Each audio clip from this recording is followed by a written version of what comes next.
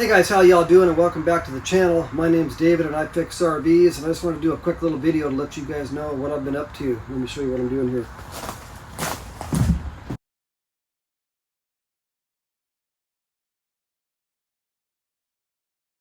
That's why I've been having a lot of videos pop up in my feed lately about people building these trailer brake light testing boxes, and this is the little ammo box that they've been using to build them.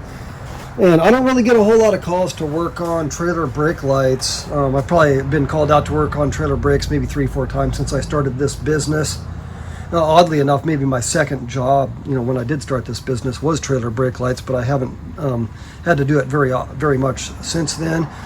But I was thinking, I do use these little portable power stations all the time. I'm always trying to get 12 volts to a furnace, so I can test it on my tailgate or, where I'm at to make sure it's working.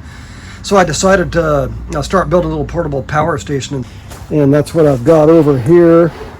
Everybody was using these little ammo boxes, and this box is actually, well, it's really light. It's way smaller than I thought it was before I ordered it. Originally I was thinking I would do like a trailer brake light tester and a little power station all in one. This box just isn't quite big enough though, so I just basically what I did is it's not even done yet. I'm still working on this 12 volt portable power station. Let me show you what's inside here. Okay, let's open up the box. I'll show you what I've got in here. So for my test here, since I wired this up, I put 2 of my oldest batteries into this box just in case anything went wrong.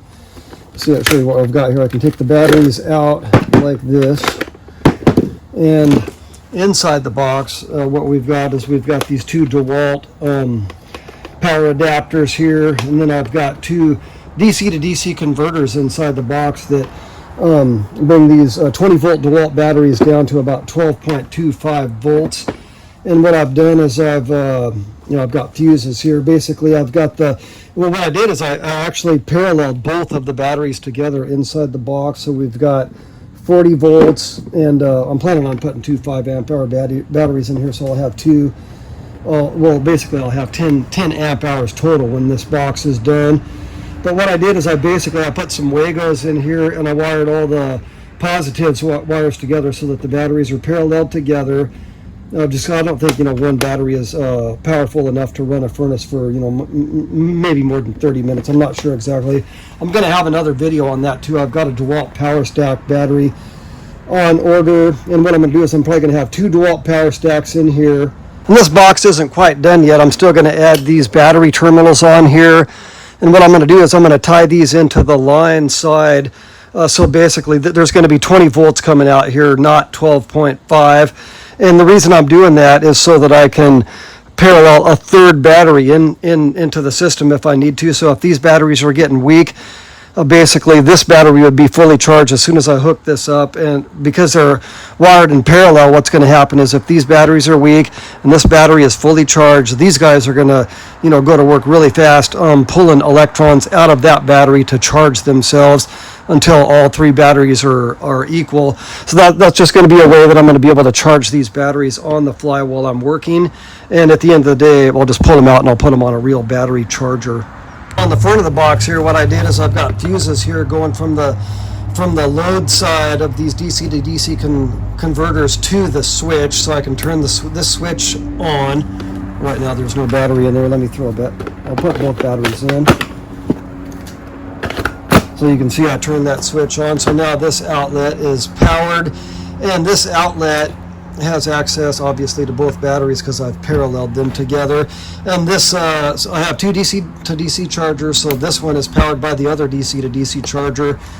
And basically this is just what I'm going to use for testing RV appliances. I could use one of these if I wanted to for like charging cell phones and maybe powering up my Bluetooth speaker. Who knows? Whatever I feel like doing with it. Besides those battery terminals here that I'm going to put on, I'm also planning on using this meter over here. This meter measures volts and amps. Right now I've got this thing hooked up to my water pump here. It has a shunt with it, and I've got it. Let me show you how this thing works. I'll turn my power on. Now the water pump is working. As you can see, we're pulling 12.7 volts and about 0.9 of an amp on the water pump. Yeah, so that's pretty cool. I've got a little bit more work to do on this box, but I'm looking forward to getting this thing done, and I will keep you guys updated. This is a brand new water pump over here. I tried to install this in somebody's RV. As you can see, I broke that clean off. I didn't even put a wrench on this. I was just trying to hand tighten this thing down, and this threaded adapter that looked just like this over here broke off completely. I couldn't believe it. It was really cold outside though, but so I was able to order another cover here. I'm going to put this on here. This pump is brand new, but I broke it. And as I said earlier, this box is way smaller than I thought it was going to be. And even though I've got this figured out, it took me a minute to figure out how to wire this thing. It was a little bit confusing, but I got it done. This guy requires a shunt as well, so I think this stuff is going to be way too bulky to put inside of my box. So I ordered, that's upside down, this other volt amp meter. I don't know how good this is, but I'm probably going to bench test this thing before I throw it in, but I think this is actually going to go inside of this box. Now I've gone ahead and I've ordered this other box off of Amazon here, and I'm probably going to start over. I'm going to keep the other box, but I think this one is going to be a dual purpose box. It'll have the trailer brake light tester inside of it. I've got a fuse panel here. I've got my flashers. I've got an adapter for 4 and 5 pins, so that way we'll be able to do 7. Open this up here. 7, 4, or 5 pin testing with this one box. And this box actually isn't very big either. It seems like every time I order something it's smaller than I think it's going to be, but I'm hoping I can fit everything in here. Most likely this box is only going to have one battery, but we will see. Alright guys, I hope you enjoyed my update video. Thanks for watching, and I'll see you next time.